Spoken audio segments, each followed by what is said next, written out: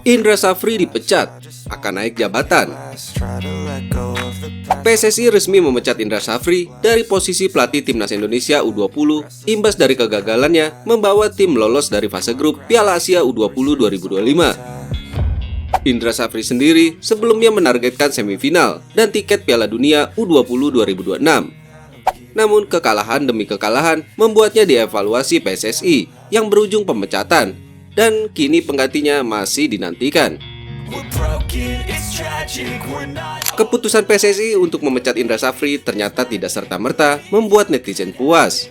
Bahkan keputusan PSSI tersebut malah disambut dengan nyinyiran dari netizen. Pasalnya netizen menduga Indra Safri akan naik jabatan sebagai Dirtek atau Wakil Dirtek Timnas Indonesia. Sebenarnya posisi Direktur Teknik bukanlah hal yang baru bagi Indra Safri. Ia pernah menjabat posisi tersebut saat Februari 2020 hingga Mei 2023. Hingga akhirnya PSSI memutuskan untuk menugaskan kembali Indra Safri sebagai pelatih. Dengan kekosongan posisi Direktur Teknik saat ini, bisa saja Indra Safri menjadi sosok yang ditugaskan kembali menjabat posisi tersebut.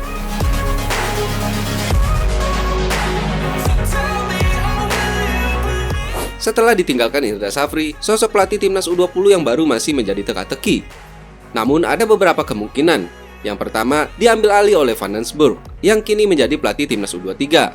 Pengalamannya di Ajax U21 dan PSV U19 bisa berperan besar dalam pengembangan Garuda Muda. Lalu Kurniawan Dwi Yulianto. Dia sebenarnya baru saja menjadi asisten Indra Safri di Piala Asia U20 2025. Ia kemungkinan sengaja dipanggil PSSI baru-baru ini memang untuk menggantikan Indra Safri. Pengalamannya di Como U19 sebagai pelatih Sabah FC bisa jadi modal kuat untuk Indonesia U20.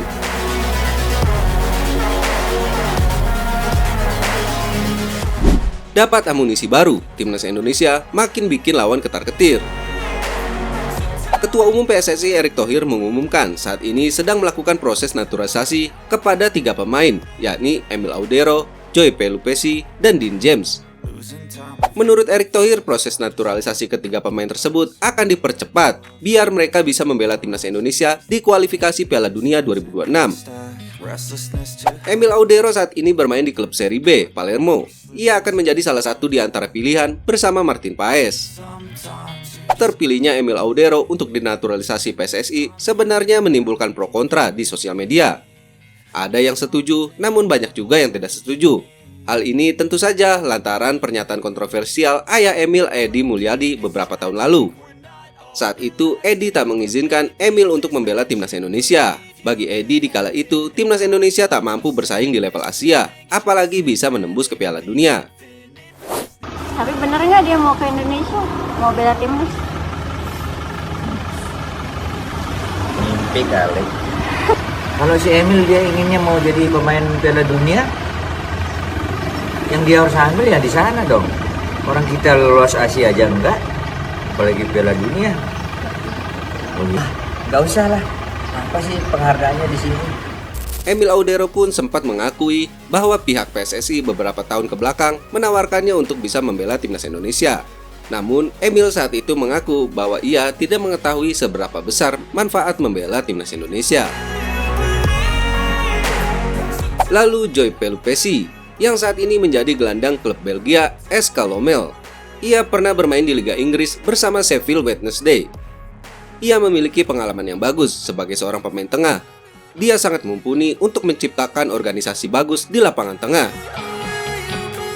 Joy sendiri sebenarnya bukan sosok yang asing bagi tim pelatih Timnas Indonesia. Ia pernah bermain bersama Denny Lanzat saat di FC Twente di musim 2012-2013 silam.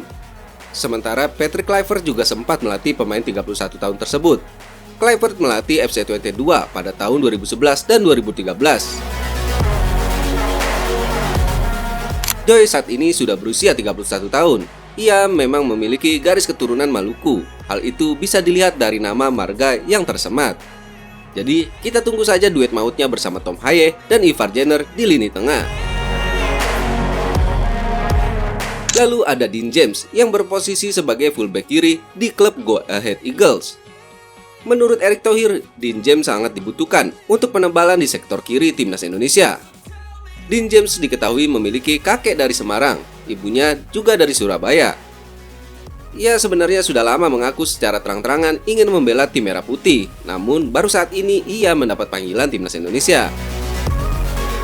Pemain berusia 24 tahun ini mengawali karirnya di Akademi Ajax Amsterdam. Selain berposisi fullback kiri, ia juga bisa beroperasi sebagai bek sayap kanan.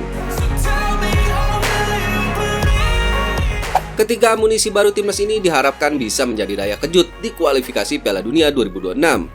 Pasalnya ketiga pemain ini kelasnya bukan kaleng-kaleng. Mereka terbiasa bermain melawan tim-tim kuat. Kehadiran tiga pemain baru ini juga membuat para media asing menyebut bahwa timnas Indonesia bisa saja menjadi macan Asia selanjutnya bersama Jepang dan Korea.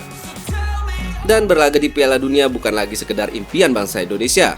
Ya, kita doakan saja bersama timnas Indonesia akan tampil di Piala Dunia 2026.